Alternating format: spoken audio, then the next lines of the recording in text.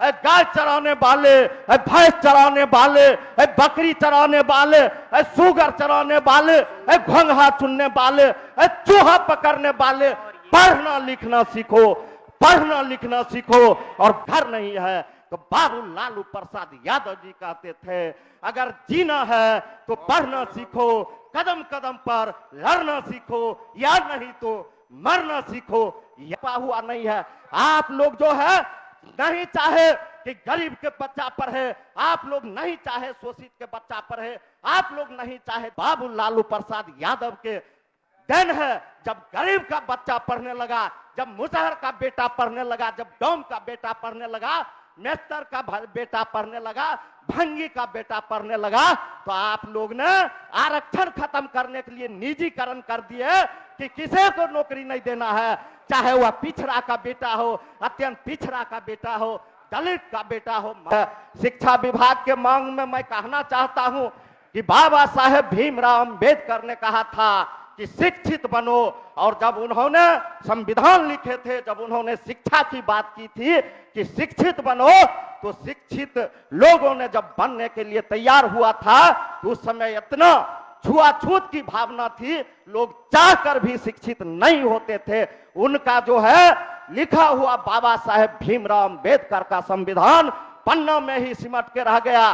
जब 90 का दशक आया, 90 का दौर आया, बाबू लालू प्रसाद यादव का आगाज हुआ, तो उन्होंने कहा था गाय चराने वाले, भैंस चराने वाले, बकरी चराने वाले, सुगर चराने वाले, घोंघा चुनने वाले, चूहा पकड़ने वाले, पढ़ना लिखना सीखो, पढ़ना लिखना सीखो।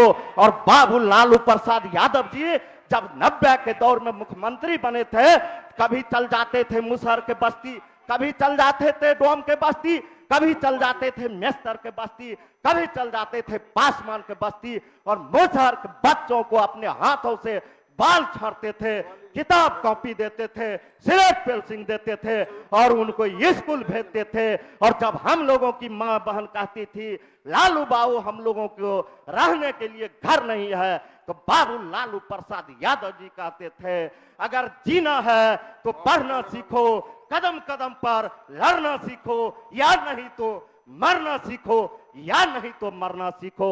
और जब बाबू लालू प्रसाद यादव जी को जब हम लोगों की माँ बहन कहती थी कि हम लोगों को घर नहीं है, हम लोगों को रोड नहीं है, तो बाबू लालू प्रसाद यादव जी कहते थे अपने बच्चों को पढ़ाओ, जिस दिन तुम्हारा बेटा शिक्षित हो जाएगा उस दिन तुम्हारा शिक्षित बेटा विकास की लकीर को तुम्हारे गांव तक खींच देगा। यह था वह 90 का दौर। और 90 के शिक्षा के क्षेत्र में अमूल परिवर्तन उस समय भी हुआ था। आज जितना स्कूल है ईमानदारी से अपने सीने पर हाथ रख के कोई भी माननीय सदस्य बतावे कि जितना भी बिहार में स्कूल चल रहा है, आज बाबू लालू प्रसाद यादव जी अगर 25,000 ठोस शिक्षक नहीं बहाली करते तो आज बिहार में जो भी शिक्षा है वह भी गर्त में चला जाता। आप लोगों ने सब मिलकर शिक्षा का क्या हाल किया, या किसी से छुपा हुआ है? किसी से छुपा हुआ नहीं है। आप लोग जो है नहीं चाहे कि गरीब के बच्चा पर है, आप लोग नहीं चाहे शोषित के बच्चा पर है, आप लोग नहीं चाहे दलित के बच्चा पर है, और आप लोगों ने नंबर उठा के आप लोगों ने मास्टर को बहाली करने का काम किया। नंबर के आधार पर आप लोगों ने टीचर को बहाली करने का काम किया। जो लोग गरीब है, जो सरकारी स्कूल में पढ़ता है, उनका बच्चा सरकारी स्कूल में पढ़ता है, उनके पास उतना नंबर नहीं था, जिनके कारण आप लोगों ने उनको वंचित करने का काम किया। और जब बाबू लालू प्रसाद यादव के दिन है जब गरीब का बच्चा पढ़ने लगा, जब मुजहर का बेटा पढ़ने लगा, जब डोम का बेटा पढ़ने लगा, मेस्तर का बेटा पढ़ने लगा, भंगी का बेटा पढ़ने लगा, तो आप लोग ने आरक्षण खत्म करने के लिए निजीकरण कर दिए कि किसी को नौकरी नहीं देना है, चाहे वह पिछड़ा का बेटा हो, अत्यंत पिछड़ा का बेटा हो, दलित का बेटा हो, मां दलित का बेटा हो। तो आप लोग जो है कभी निचले वर्ग के लोगों को, निचले बैठे पायदान पर लोगों को आगे बढ़ने के लिए नहीं दीजिएगा। यही आप लोगों की नियति है। और आज आपने नौकरी में, आज देखिए जहां हम लोग नौकरी के बात करते हैं वहां निजीकरण हो गया, कहां आरक्षण गया, कहां बाबा साहेब भीमराव अंबेडकर का संविधान गया। आज शिक्षक की बात है, हमको यह पता नहीं चलता है कि आज इस बिहार में क्या हो गया है, सरकार ऊपर है या प्रधान सचिव ऊपर है, पता ही नहीं चल रहा है कि सरकार पदाधिकारी को चला रहा है या पदाधिकारी सरकार को चला रहा है। यह बात समझ में लोगों को नहीं आ रहा है। इसलिए मैं सरकार से कहना चाहता हूं, माननीय मंत्री जी से कहना चाहता हूं कि आपके माध्यम से ठोस पहल होना चाहिए।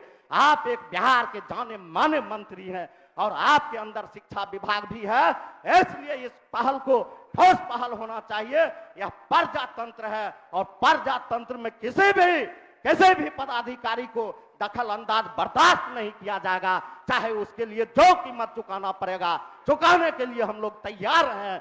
इसलिए मैं सरकार के, आपके सदन के माध्यम से मैं सरकार से आग्रह करना चाहता हूं कि आप इस पर भी निर्णय लीजिए। आप अपने हाथों में काम लीजिए, अपने हाथों से काम कीजिए।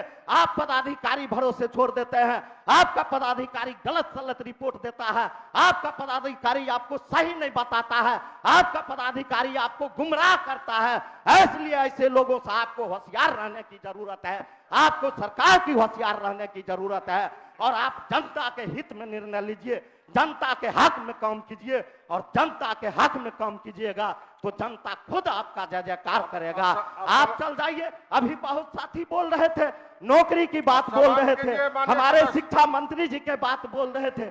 मैं कहना चाहता हूं, अभी हमारे आदरणीय मांझी जी भी बैठे हुए हैं, बहुत हमारे गार्जियन हैं, बहुत दिन से सदन में हैं, आज से नहीं है, हम लोग बच्चे हैं तब से हैं। क्या बताएंगे कि अगर इस बिहार में सबसे ज्यादा शिक्षा का स्थिति गिरा हुआ है तो वह किस जात के गिरा हुआ है? वह मुसहर जाति के गिरा हुआ है। आपने क्या कोई पहल किया? आपने क्या सरकार से कोई ठोस उपाय किया? आपने क्या कुछ किया? आज हम लोगों के समाज में, आज हम लोग कुछ भी बोलते हैं, हम लोगों की बात दब जाती है। आज हम लोगों के समाज में पत्रकार नहीं है, आज हम लोगों के समाज में मीडिया नहीं है। शिक्षा के माध्यम से सरकार से और आपके सदन से मांग करना चाहता हूं, माननीय मंत्री जी से मांग करना चाहता हूं कि आप जो है हम लोगों के लिए, पिछड़ा अत्यंत पिछड़ा दलित के लिए पत्रकार का कॉलेज खुलवाइए, जहां दलित का बेटा भी पत्रकारिता पढ़ के हमारी बातों को बुलंद करेगा। यह मैं आपके सदन से मांग करना चाहता हूं। आदर कुछ क्षेत्र का मांग है महोदय, मैं आपके सम्मान करते हुए हमारे क्षेत्र में अलौली